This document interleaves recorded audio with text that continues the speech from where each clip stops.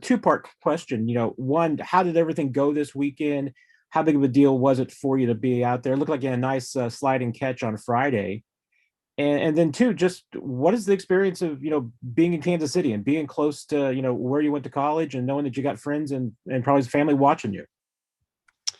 Yeah. So to your first question, I thought the weekend went really well. Felt great just to be back out in a full live practice setting. Felt great to finally go out and run the routes that, I've been learning virtually for a few weeks now. And so that was a really good weekend, I thought. And then being from Kansas City, being close to my college, K-State, it's a dream come true, like I said earlier, and it's just so cool. So like you kind of said, have so many people pulling for me. I'll run into people randomly, or people will just text me if they see I post something on Instagram, something like that, and they say, "Hey, man, like we're pulling for you. Everyone's rooting for you." So to know I have all that support from all people who I haven't even talked to for some of them in a long time, to know they're all supporting me and rooting for me and behind me, it means a lot.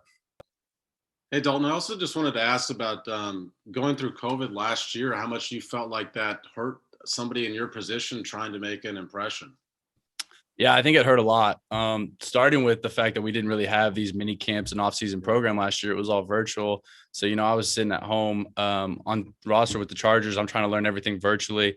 I thought I handled that pretty well, though. We got out there for camp, and it all seemed to go pretty well. I mean, I felt like I had a great camp. Couldn't really be sad about anything. I got cut at the end of it because it's just like not having preseason games and stuff like that. Never really had a good opportunity to prove myself and, rise above other guys. They just kind of left it stagnant.